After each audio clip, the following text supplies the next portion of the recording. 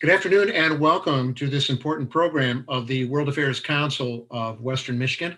I'm Michael Van Denen. I am the Executive Director of the Council, and on behalf of my colleague Erica Kubik and the Board of Directors of the World Affairs Council of Western Michigan, I welcome all of you.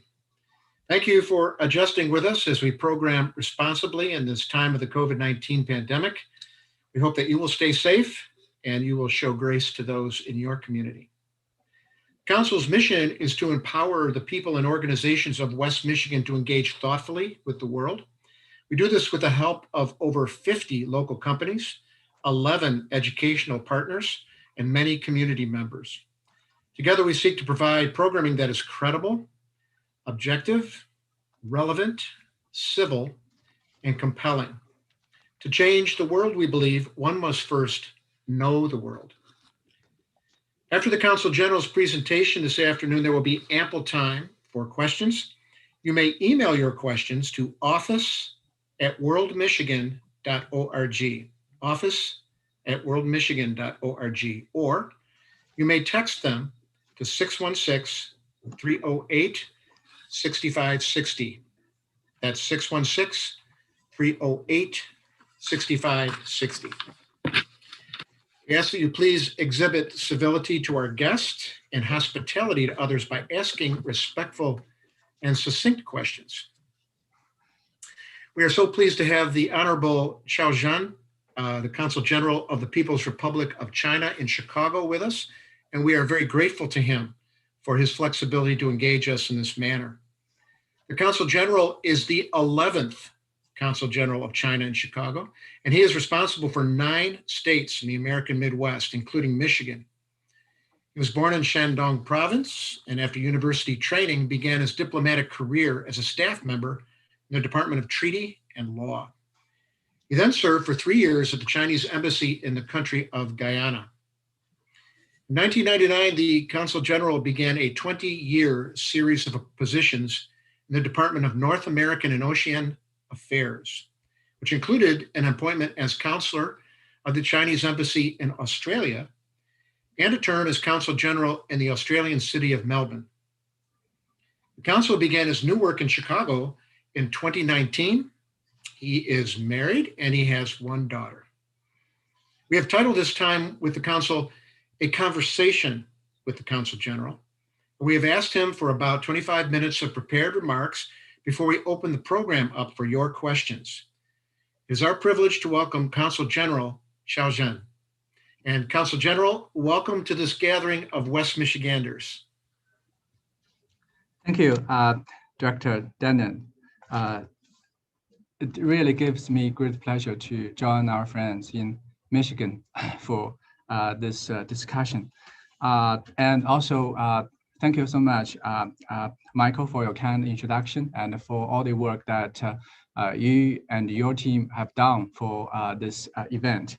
It's really a great pleasure to have the virtual conversation with today with you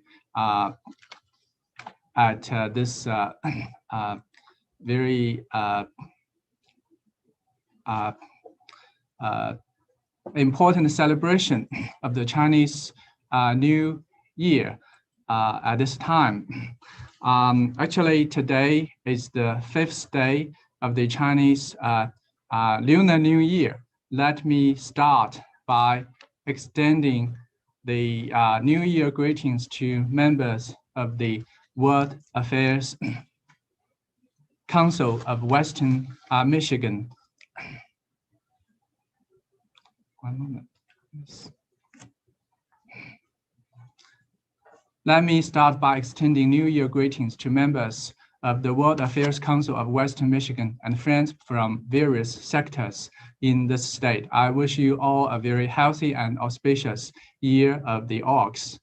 I know you have been following closely China-US relations. The past couple of years have seen the most difficult time in China-US relationship since the establishment of diplomatic ties. Some people in the US clinging to the Cold War mentality and ideological bias have done many things that have disrupted the normal exchanges and mutually beneficial cooperation between our two sides. There have also been attempts to seek decoupling or start a new Cold War, seriously damaging China-US relations. I think these actions, deeply deplored by many people of vision, have not only hurt Chinese interests, but also the interests of the American people and made the whole world suffer. So where should this relationship go from here? This is a question the two countries cannot shun away from. During his phone conversation with President Biden on February the 11th, President Xi Jinping pointed out that China-US relations now stand at a critical juncture. It is the common desire of both peoples and the wider international community to see the sound and stable development of China-US relations.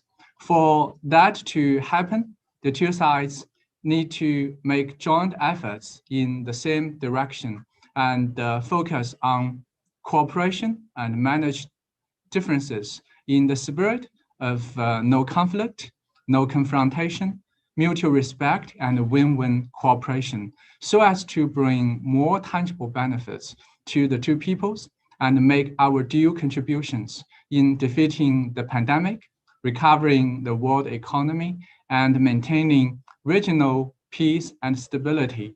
So this is the basic position of the Chinese side in approaching relations with the US. So I think to that end, we need to do this following. First, we need to have appropriate assessment of the bilateral relations in the past more than 40 years and put this relationship in right perspective. Despite the twists and turns in the past 40 years and more, China and US relations have on the whole kept moving forward with fruitful results, delivering enormous benefits to the two peoples and contributing significantly toward peace, stability, and prosperity. Whether the world's two largest economies can live in peace and cooperate in a mutually beneficial manner affects not only the interests of our two peoples, but also the well-being of the people around the world. When China and the US work together, they can make great things happen for the good of the two countries and the world at large. When they have some serious problems or confrontation, it will definitely spell disaster for both sides and beyond. Second, we need to take an objective view of each other's development path and strategic intention, respect each other, and seek common ground while putting aside differences. Both Chinese and American systems are chosen by our people and deeply rooted in our respective historical and cultural traditions. The Chinese culture values harmony without uniformity and believes that diversity and mutual respect makes a better world. Socialism with Chinese characteristics is a pathway chosen by the Chinese people that has been proven suitable to China's national conditions. China's development is essentially about bettering the lives of the people and has been delivered by the hard work and dedication of the people. Aggression and expansion have never been in the genes of the Chinese nation throughout its 5,000 years of history. China is committed to the path of peaceful development, the win-win strategy of opening up, and the common development of all countries. We are ready to work with the United States and other countries to deliver a better future for all. China never seeks to export its ideology or development model and has no intention to challenge or replace the United States' position in the world. China is not a US enemy, nor is it a security threat or strategic rival of the United States. The bilateral relationship is not a zero-sum game in which one's gain is the other's loss. The success of one side does not have to entail the failure of the other. At the same time, China's national sovereignty, security, and development interests, and the Chinese people's right to pursue a better life must be respected. We believe that countries of different social systems can coexist peacefully so long as they respect each other's historical and cultural traditions, respect each other's core interests and major concerns, and choice of political system and development paths. By respecting, appreciating, and learning from each other, we can really contribute to each other's success. Third, we need to continue with dialogue and exchanges, enhance mutual trust and cooperation to advance common interests and fulfill our responsibility as major countries in the world. China and the US are highly complementary, and our interests are deeply interwoven. While China's success is attributable to its opening up to and cooperation with the rest of the world, its development has provided the United States and other countries with an impetus for sustained growth and a huge marketplace.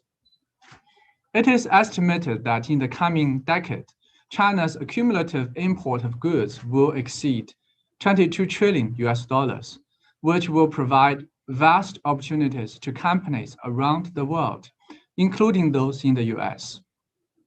China will, as always, welcome US business investment in China, and it falls on both sides to provide a fair, open, and non-discriminatory environment for each other's companies.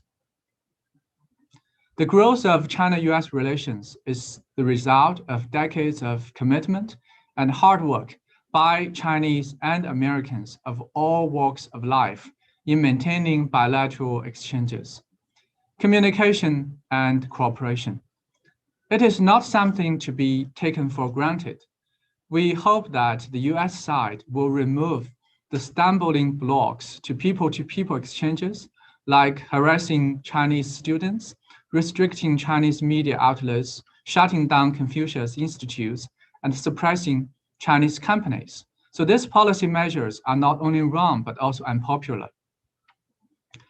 COVID-19 is a stark reminder that all countries are in a community with a shared future.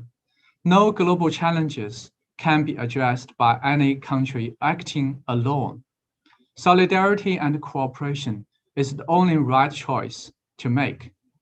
As permanent members of the UN Security Council, China and the United States need to strengthen communication and coordination on regional hotspot issues and major global challenges, such as pandemic response, climate change, poverty reduction through development, counterterrorism, and non-proliferation. Together, we could provide more public goods to the world.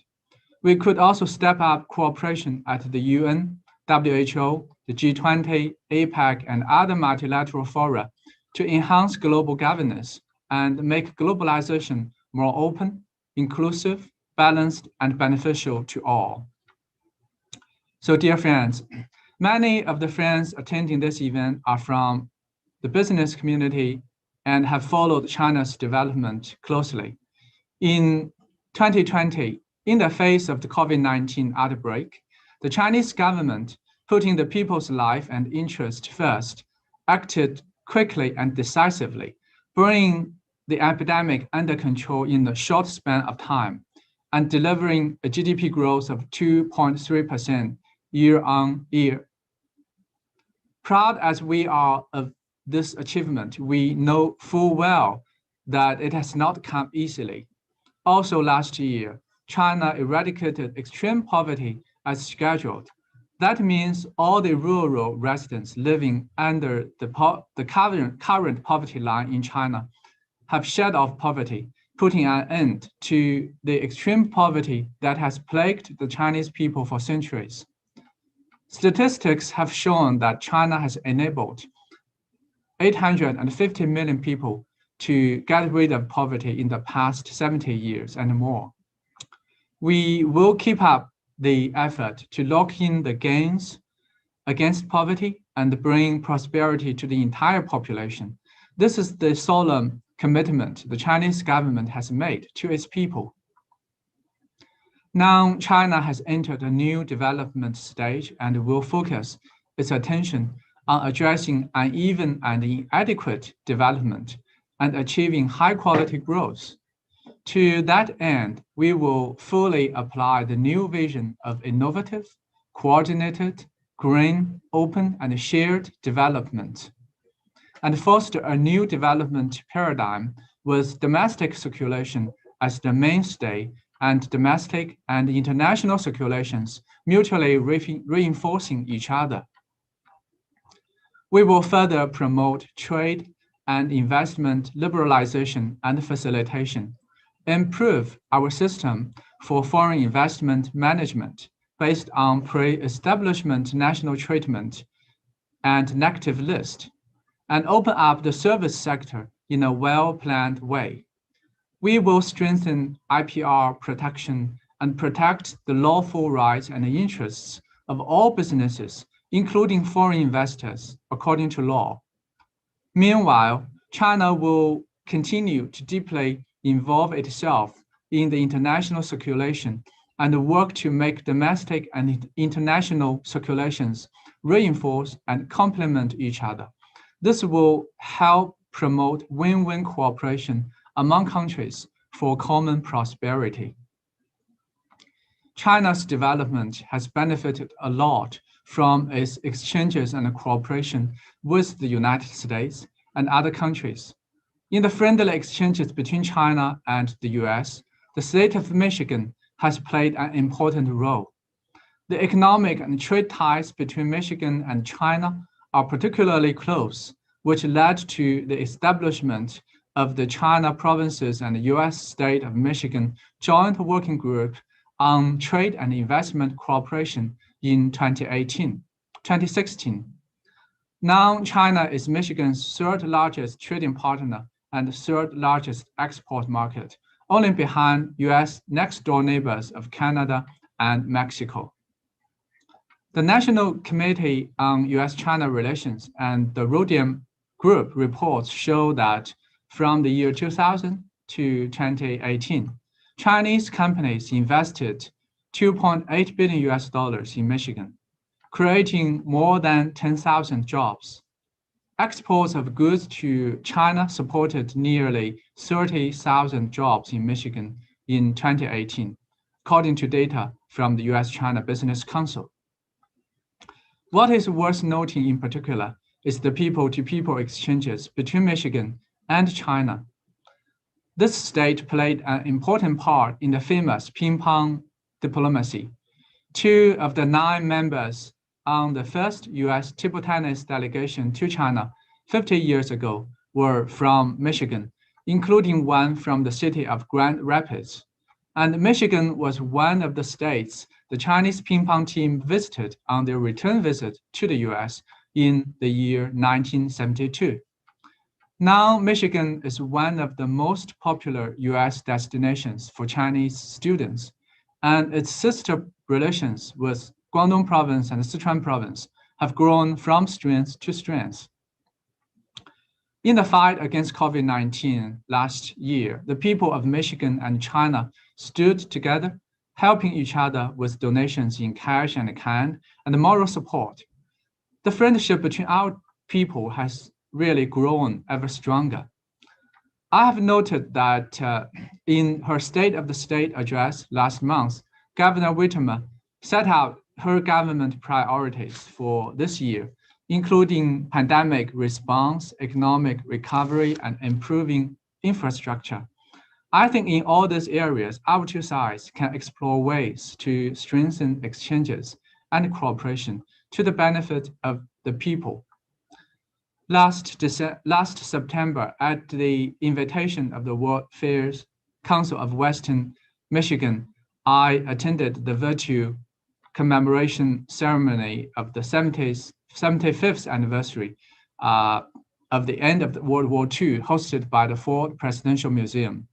More than 75 years ago, Chinese and American people stood on the right side of history, fighting shoulder to shoulder to safeguard world peace, making historic contributions.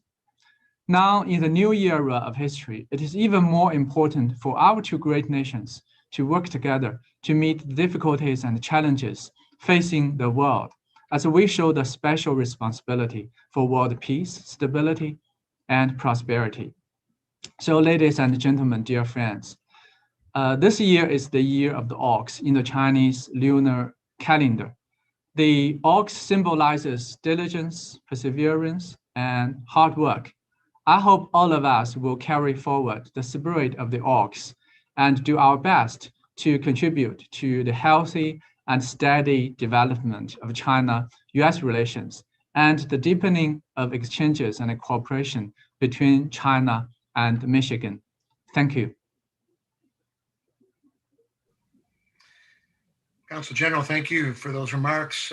Very interesting and a lot to talk about. Appreciate your preparation and bringing those messages to us. And remind our listeners that you can email your questions to office@worldmichigan.org, or you can text them to 616-308-6560. And I got a question here, Consul, about climate. And questioner asks, we all share a common goal of effectively addressing the human impacts on our planet, especially those related to climate change. What are 2 or 3 examples of ways in China that China is addressing climate change challenge? And where might there be a couple of examples about how the US and China can collaborate together about climate change? Yeah, as we understand, we live in the same global village. I think the climate change is one of the issues facing both China and the US, and also actually facing the whole world. As two major countries in the world, we did show the very important responsibilities in dealing with the issue of climate change. And actually, I still remember that our two countries have worked very well in the past years in helping concluding the Paris Agreement. And we have been working very well. We also noted that actually President Biden and his government has named climate change as one of the very important issues on his agenda in the coming years. And we think we share a lot of common interest in dealing with climate change. And last year, China announced that we aim to peak carbon dioxide emissions before 2030 and achieve carbon neutrality before 2060.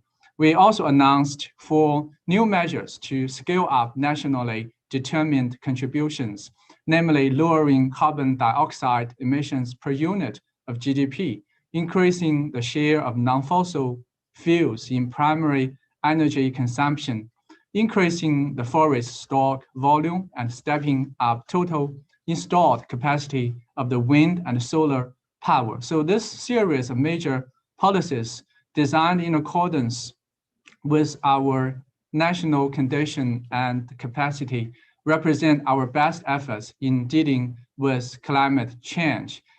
They meet the Paris Agreement article on NDCs, reflecting the highest possible ambition of each party, showcase China's firm determination to actively address climate change and promote the building of a community with a shared future for mankind, and have contributed to the global climate change endeavor, thus winning wide acclaim from the international communities.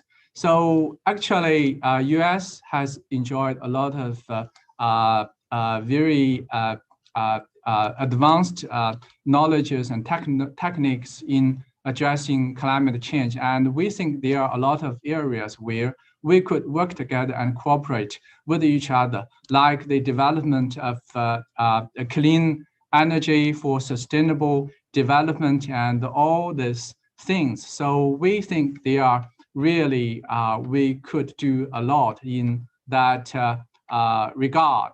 And we think that climate change is a common challenge faced by humanity. So as it concerns the future of all humankind, to tackle it requires global actions, global response, and global cooperation instead of like any solution by a single country.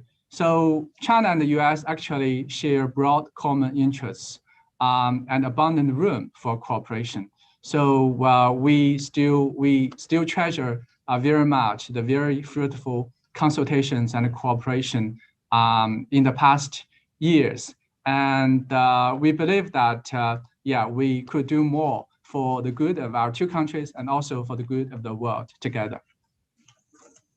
Thank you for that. What, in your opinion, are the biggest obstacles standing in the way of dissolving the trade deficit between the two countries and working on trade issues? I know that there are concerns on both sides of this. I think in the US, there's concern about intellectual property, security, and other issues when US companies come to China. And obviously, these disputes have kind of blown up into a regular trade battle, really, this last 4 years. And what does the Chinese government suggest about ways to work on mitigating these trade conflicts between the two countries? Thank you. Basically, I think that our two economies are highly complementary to each other. And we also know that we live in a highly interconnected world. And our two economies have been linked to each other very closely in the past years. As I said, that China benefited in the past 40 years from its reform and opening up. And we benefited from our cooperation with other countries. We benefited from the foreign trade and with other countries, including the United States. We benefited from the incoming investment from other countries, including the United States. And also, the US has also benefited from China's development, as China's growth has provided a very important impetus for the sustained growth of other countries and also provided a very huge market. I think that's the quite basic nature of the economic relationship between our two sides, and both sides have benefited very greatly.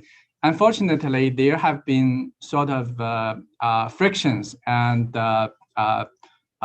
trade wars in the past couple of years, and there was those tariffs imposed on the Chinese imports, and then sort of escalation there. And we have also witnessed the signing of the Phase 1 trade agreement between the two sides.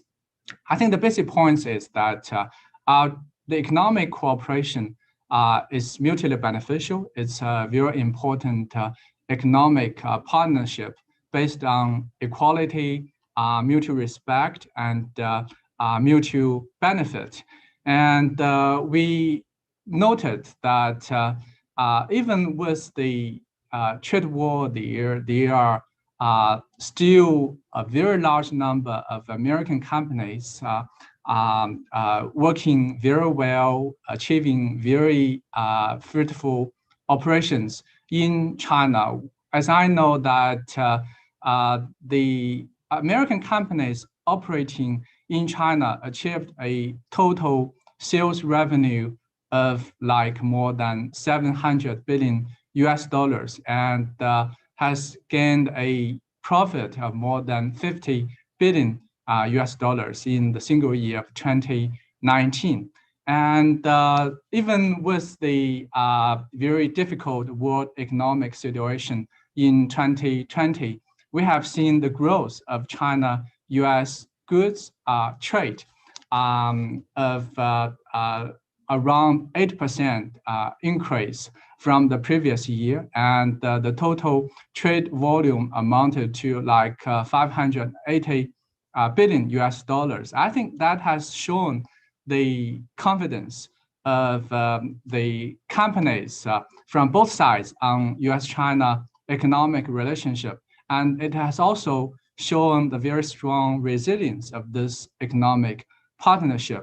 And I think according to a survey conducted by the US-China Business Council, more than 91% of those US companies operating China actually achieved a very profitable operation in the year 2020. And more than 87% of those companies, of those US companies surveyed, said that they had no plan of moving their production out of China. So I think that's the reality of China-US economic relationship. I also noted, according to those statistics, that the bilateral trade has helped create more than 2.6 million jobs in the United States.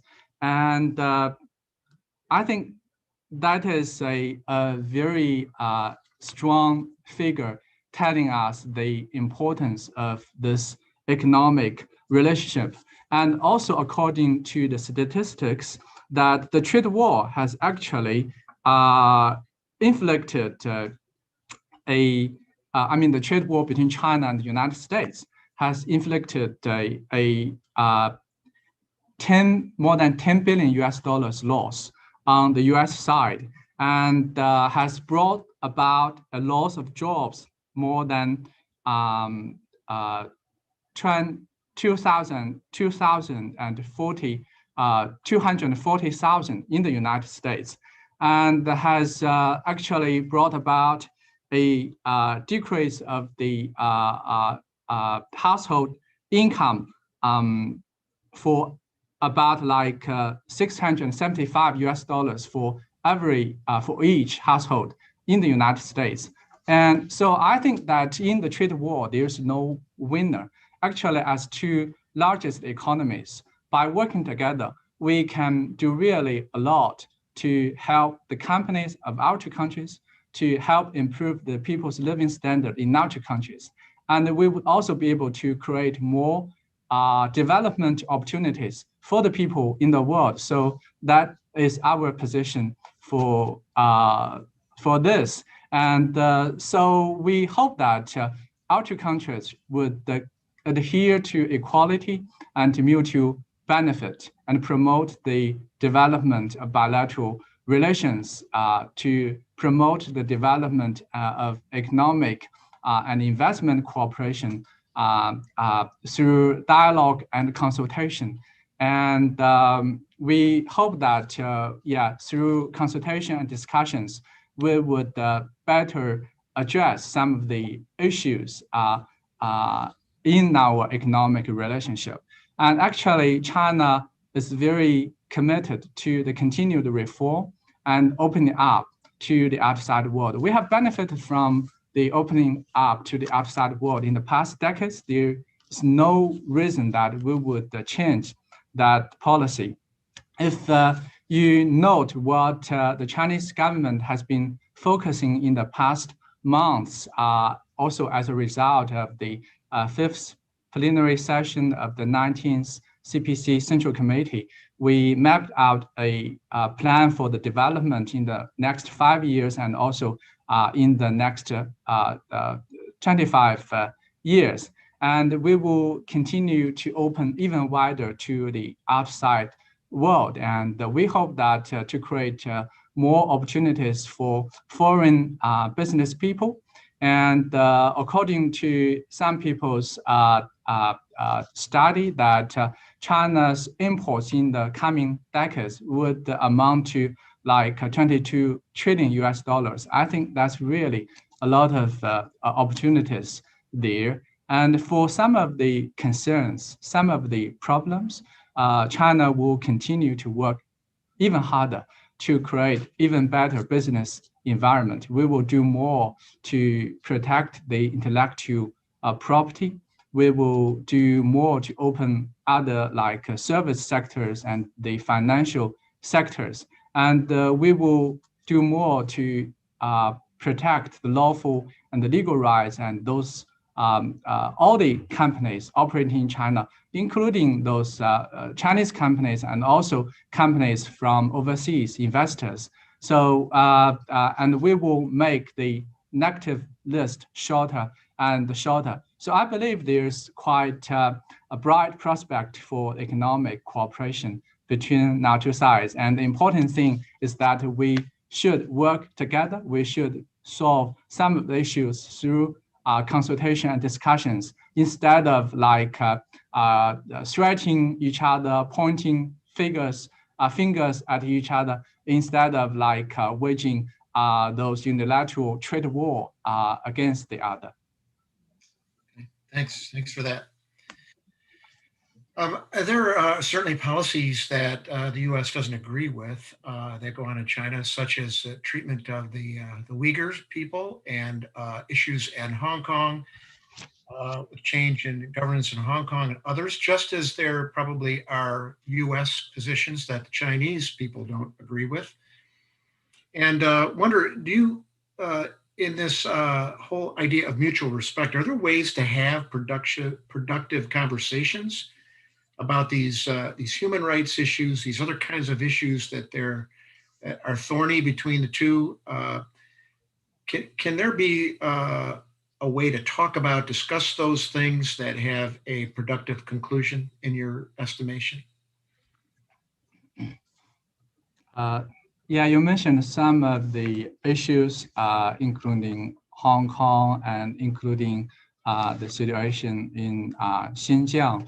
And I would like to say Xinjiang, Hong Kong, and even some people talked about Tibet and Taiwan. They are all the inalienable part of the Chinese territory. And I think for countries to get along with each other, the most important thing is that we should respect each other and we should respect the development path chosen by the other side. And as I've said, that the development path chosen by the Chinese side is suitable for the Chinese people. And we have been working very well in such a system. And the very important thing is that the Chinese government has always been working to improve the Chinese people's living standard, to bring a better life for its people. And the people, they have been very confident with their future. And the Chinese people, they are very satisfied and very pleased with how the government is operating and how the government has been protecting the legitimate rights and their development rights and the human rights of the Chinese people in the past decades. And for the situation in Hong Kong, Hong Kong is governed by the Chinese Constitution and also the basic law of Hong Kong. Now, Hong Kong is part of China, is the Chinese territory. And I think the one country is the very fundamental basis for the successful operation of the two systems. And what happened in the past couple of years is there are those separatist forces in Hong Kong, inclusion with foreign forces. They were working to separate Hong Kong from the mainland. And if the one country is compromised, we don't think that the two systems could prosper in that situation. So I also want to say that for every country to make sure that the national security is guaranteed is very important. But for many years, for 20 years after the return to China after Hong Kong's return to China, Hong Kong was not covered by any national security legislation. That cannot be imagined in other parts of the world. You cannot imagine in any part of the world, in any territory of any country that is not covered by the national security legislation. So it is all very natural and all very necessary for the national security legislation to be installed in Hong Kong.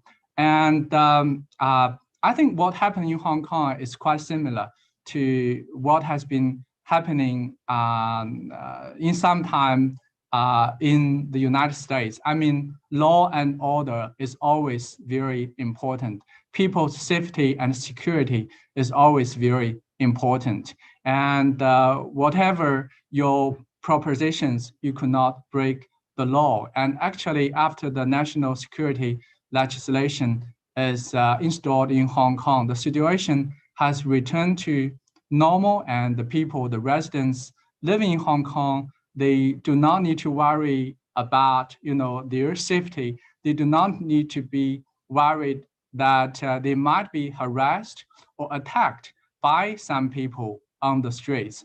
And I think that has also helped restore the confidence in the economy of Hong Kong. And we are more confident about Hong Kong's future. For Xinjiang is an autonomous region of China. The Uyghur people living there, the Han people living there, and there are also people of other ethnic groups living there. We are all from the same great family of the Chinese nation. And what has happened in Xinjiang in the past decades, actually, in the past 20 or so years, there have been numerous thousands of tens of thousands of terrorist attacks on those innocent people of all ethnic groups, attacks on the people, the Uyghur people, terrorist attacks on the people of Han ethnicity and people of other ethnicity. And so there's really a great necessity for the government to act decisively to fight against terrorism, and also at the same time to prevent the terrorism. So what the Chinese government has done, first, the Chinese government fought very decisively against those terrorist forces. And at the same time, we want to solve the source of that problem. That is to help eradicate poverty in some areas, to alleviate poverty in some areas, and also to help the people find a good job, well-trained vocationally. So there were those vocational education and training center established there. People there, they learned some vocational skills. They learned law, and those things have really helped them find better paid jobs in the coming years.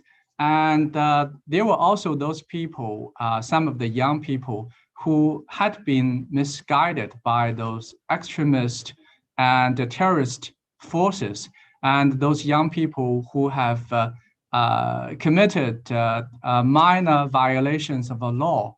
And so there were those young people there in those vocational education and training centers receiving some of those trainings and classes.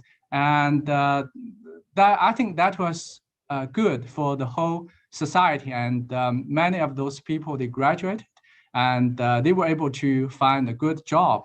And actually, in the past 4 years, there were no terrorist incidents. There were no terrorist attacks in Xinjiang. So I think the great majority of the people living in Xinjiang of all ethnic groups are quite satisfied with what with the Chinese government's policy. And of course, I noted that in the past few months, there were some people talking about the genocide. I think it's really quite appalling description by some people, but I think that's total lies. And the population, there were more than 20 million people living in Xinjiang. From the year 2010 to 2018, the population of Uyghur people increased by 25%, increased from like 10 million to more than 12.5 million. So it's a increase of 2.5 million of the population of the Uyghur people. And the increase of the population of the Uyghur people actually are much more than the increase of the population of other ethnic groups. The Han people living in Xinjiang, their population only increased by 2% from the year 2010 to 2018. So when some people talked about genocide, I think really it's quite bizarre. I don't think we could see any genocide in the world where the population has been increasing by 25%. So I think to better understand the situation in Xinjiang, to better understand the people's lives in Xinjiang, we need to listen more to the voices of the Xinjiang people. And also, there were more than 1,200 foreign diplomats, journalists, and other people who have visited Xinjiang in the past 2 or 3 years. Many of them are the ambassadors from Middle East, from the European countries. Many of them have given quite objective narration about what is happening in Xinjiang. I think when we talk about the situation in Xinjiang, we should not only listen to some people, but also listen to the great majority of the people living in Xinjiang. And for China and the United States, of course, these are some of the quite sensitive issues between our two countries. But I think the most important thing is that we should respect each other's social systems. We should respect each other's sovereignty and territorial integrity. And we should also respect the facts. And in the past year, those misinformation, those lies about Xinjiang, about Hong Kong have been spreading very widely in many parts of the world. I think that's really a great pity. And that's, against the will of the Chinese people, against the will of the Chinese people, including those Uyghur people, our brothers living in Xinjiang. Consul General, what would it take for China to open its borders again to American and other travelers? Does the Chinese government have a particular plan for that to happen in the future?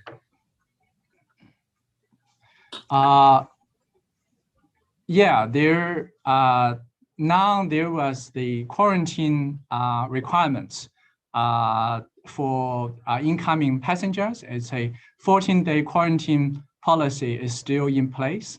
And I want to say is that these policies, these measures are equal to all travelers to China. including those Chinese nationals and the foreign visitors. And we have seen that there's a sharp increase in imported COVID-19 cases in the past few months. So it's quite necessary to put in place some of the very necessary measures. I think most of the travelers, the passengers, they really understand it. And actually, of course, we have also put in place some place to make sure those people who have those humanitarian demand could visit China. And we also put in place some measures to make sure that those people, business people, investors, entrepreneurs who are really quite urgently needed in their companies in China could arrive in China, could resume their work in China very soon. So these are the present situation now in China. And actually, the people-to-people exchanges have always been very important between our two countries. And we think our two countries should consult with each other and work with each other to contain the pandemic so as to create a very a better environment for our people to travel freely, for the business people to travel freely, for the economic interactions to resume normalcy very soon. And of course, to contain the pandemic, the hard work, the solidarity, and the cooperation are urgently needed. And in that respect, and we think there are a lot of things that we can do together. And we all look forward to the day that we have fully defeated the virus, and both the Chinese people and American people and the people in other parts of the world could return to their more normal economic and social life. Thanks for that. And speaking of COVID-19, we've got a couple of questions about that. I guess I'll combine them. What is the Chinese government's official statement about how the virus began, where it began, how it began, what led to the virus expanding? And the second question is, the Chinese government has been very successful mitigating the effects in the country more than many other countries. And what did the country do to make that happen? So origins of COVID, and then what specific steps did the country take to mitigate the effects as quickly as possible?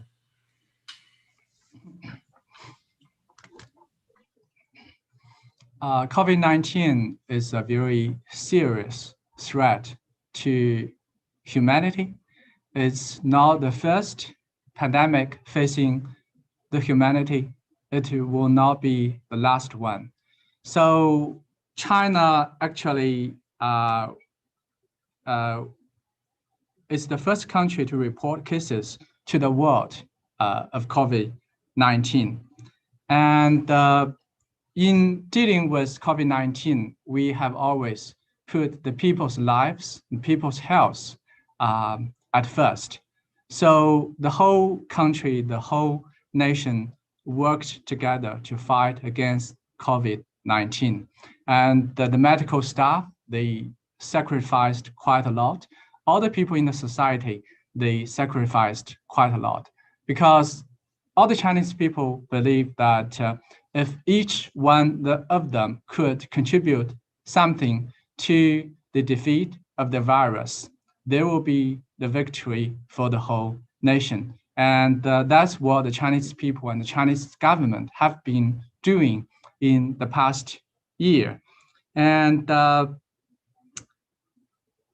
actually, when hit by an unknown coronavirus, China took very immediate actions to carry out epidemiological investigation, identify the pathogen, and publicize key information, including the genome sequencing of the virus. We shared what we got to know to the world very soon after we discovered the virus. And all those things sounded alarm bells across the world. And we think China have really, through their hard work, we were able to control the pandemic very effectively within a very short span of time in China. And China also, through its hard work, we helped erect a bulwark for the prevention and the control of the virus in the world. And we also worked together with the WHO, with other countries, to share our knowledge about the treatment, about the diagnosis. We actually set up an online center to share our knowledge about all the things. And we also shared about our quite effective measures in place on how to prevent the spreading of the virus. So I think all these things have been very helpful to many countries. And for the virus, we think that that's the common enemy of the whole humanity. In order to defeat it, all nations need to work together. And there's no single country who could address the issue all by itself. And according to many of the reports, many of the research results in the world in the past year,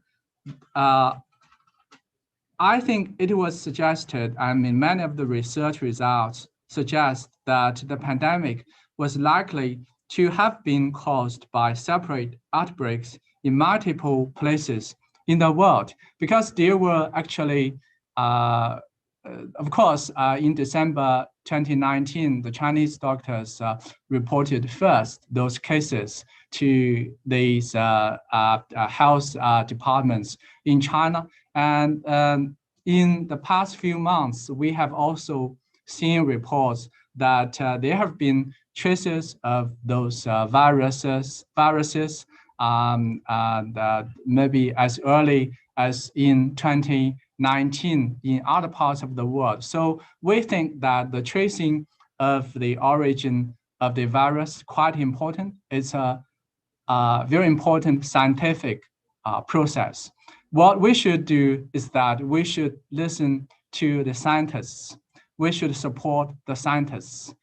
The politicians should refrain from some preset perceptions, should refrain from giving some of the quite prejudiced and biased judgment or ideas.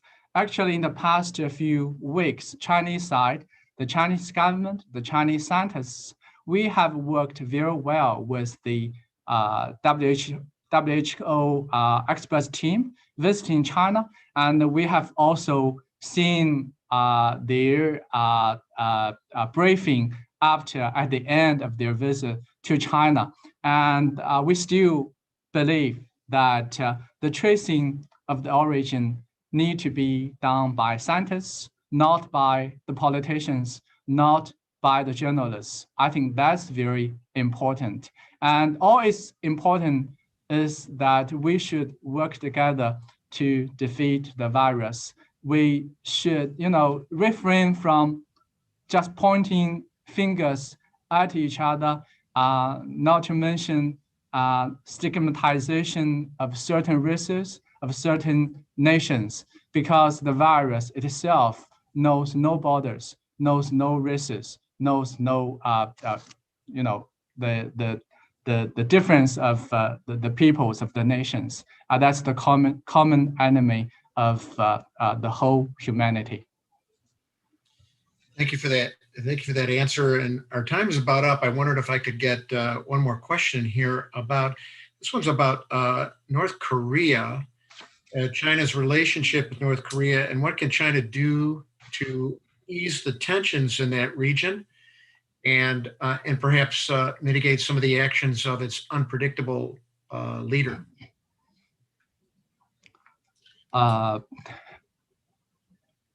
We think that continued communication and a dialogue between the DPRK and the US is important for resolving their differences and a key stepping stone to settling issues on the Korean Peninsula. As China has often counseled, having a dialogue is better than having nothing at all. We would like to see continuous interaction between DPRK and the US sides. And we hope that the two sides will resume meaningful dialogue and engagement at an early date. Of course, we know that building mutual trust and breaking the impasse on the peninsula would require more concrete steps, and it really requires good faith and goodwill. Chinese position has always been very consistent and very clear-cut. We have called for dialogue to achieve denuclearization and peace and stability of the peninsula. And in that process, the reasonable and legitimate concerns of the DPRK need to be addressed. China is ready to continue to play a positive role for that to be realized. We just cannot afford to let the de-escalation that has been so hard to achieve slip away. And we also believe that all the differences, all the disputes, all the issues should be resolved through very constructive, through very peaceful discussions and dialogue. We have to work together to help maintain the peace and stability of the Korean Peninsula. And we need to work together to help bring about the restart of the discussions of all the parties concerned. Yeah, thanks very much. And maybe if I can prevail upon you for just one more before we close, I would appreciate it. I have this really great question from a listener. Right now, Americans, after all that's happened in the last 4 years, Americans have a generally negative opinion about China. I mean, that's unfortunate interaction between our countries in the last 4 years, as you mentioned in your opening remarks, have not been positive. And so the questioner just wondered, what can or should the Chinese government and its people do to help change that, to help America's opinion change? Of course, American leaders have to communicate differently as well, but is there something that on China's end that it could or should do to ease this, to change this negativity between the countries? Yeah, thank you. The people-to-people exchanges and the understanding between our two peoples are really very important. As I know that actually our two peoples have cherished very friendly feelings towards each other in the past decades. We worked shoulder to shoulder with each other in the Second World War. And ever since the establishment of diplomatic relations at the very beginning of 1979, our two people have been interacting with each other, and they have been greatly increased people-to-people exchanges. Actually, in the year 2018, there were like more than 5 million mutual visits. There were more than 5 million mutual visits between our two countries. And there were like, I think more than 300,000 Chinese students studying in the United States. And there were about 50 sister province-state relationships and about 270 sister city relationships between the two sides. and there were those a lot of flights between our two countries every day. All these things all showed the importance our two peoples have attached to this relationship. And I should say, to promote the mutual understanding, to promote the friendship, would always be very important, especially for our two very big countries with very big populations. But I should say that in the past few years, there was a policy implemented by the US government. They regarded China as an adversary. They depicted China as a threat, and they interfered in China's internal affairs and undermined China's interests. They put a lot of obstacles on bilateral economic interactions. They put a lot of blocks on people-to-people exchanges. There were Chinese students harassed. There were Chinese students and Chinese scholars portrayed as spies. There was those Chinese companies portrayed as undertaking unfair competition. And there were also some of the journalists also portraying China as a threat. I should say all these factors would have contributed to the deterioration of the image of China among the American public. But still, I think that there are a lot of things that we can do to help promote the mutual understanding. We hope that we could create more friendly, and more open and inclusive environment for the interactions between the young people of our two countries. And we need to work together to create better business environment for the investors. We should do something to encourage the two-way exchanges between those Chinese cities and American cities, the Chinese provinces and American states. So I think all these things could contribute to the better understanding of our two peoples. So we really, as the Consulate General, we really want to do something to help promote the mutual exchanges between the two sides. And I want to mention one thing. There was that, quite not so good environment, not so good atmosphere last year. But still, faced with the pandemic, we have seen the mutual support between our two peoples. When China was hit very hard by the virus, by the pandemic, the American people, American business people, many of the NGOs, many of the local governments, the ordinary American people, they really rendered very great support and assistance to the Chinese people. They donated a lot of things to the Chinese people. We really value that friendship. We really value that support. And when the pandemic was, the situation was becoming quite serious in the United States, the Chinese provinces, the Chinese cities, the Chinese companies, and many of the Chinese individuals, they also acted very quickly to help our American friends fight against the virus. The Chinese people donated a lot of PPEs.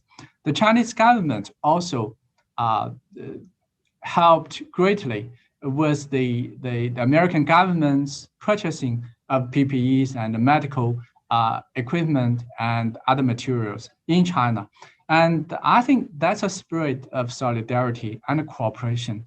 It's that spirit that will inspire us to continue to work for the mutual understanding, for the deepening of the friendship between our two peoples. And I also hope that, the governments would play a positive role in promoting the understanding and friendship instead of pointing fingers at others, instead of scapegoating, instead of supporting or conniving with those kind of acts of stigmatization. And in that regard, I think we will be able to achieve really quite a lot. Well, thank you, Counsel. Thank you so much for being with us today and for this intriguing conversation. And thank you and your Chicago Consulate for being willing to partner with us here in West Michigan. We've had a good history of opening up dialogue. You helped us bring the Chinese ambassador to the United States here just a couple of years ago. We were talking about that before we began.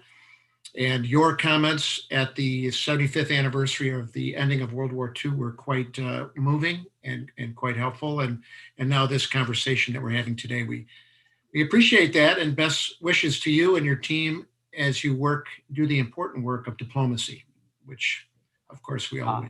Yeah. Mr. Director, I just want to say a few words at the end of this the virtual event. Thank you very much for all your support. We all care quite a lot about our bilateral relationship. We did cherish very good wishes for the future of the relationship between our two countries. And I want to just say a few words. One is that when President Biden was asked to describe the United States, he emphasized possibilities. I think the possibilities could also be applied to China-US relations. We are two very great nations. If we work together, if we work for the benefit, for the good of our two peoples and for the good of the world, we really could achieve a lot of things. We would be able to build a very strong partnership. We would be able to bring really more benefits to our two peoples. We would be able to do a lot to help maintain world peace, stability, and promote the prosperity of the world. So there's unlimited possibilities for the cooperation between our two sides in economic aspects, in international arena.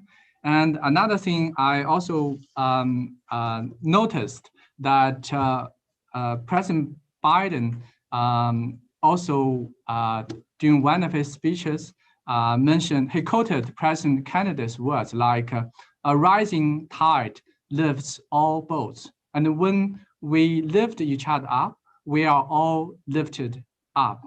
So I think that can also be applied to China-US relations. We are not enemies. We are not adversaries, but we are teammates in this globalized world. We would work together to create even stronger, even greater economies for our two countries. We would be able to further improve the people's living standards for all of us. And we would be able to better address many of the very urgent global challenges facing us. So one's success really does not need to be at the cost of the other's failure. And there are great possibilities, and a rising tide really lifts all boats. And I think that's what we are looking forward to for our bilateral relationship, what we are looking forward to for this world where we are living in. Thank you. Thank you so much, sir, for those encouraging words. And again, best wishes to you and your team as you lead the Chinese diplomatic effort here in the Midwest. We hope we'll be able to interact with you again very soon.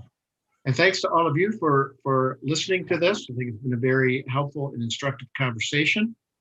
And our next presentation will be held on Monday, February 22, with Thomas Bert, who is the head of trade and agriculture for the EU delegation to the United States. And he will present on the topic, the European Union, the new agenda post-Brexit. We wish well for all of you. Thank you for tuning in. Be safe, be well, and be world aware.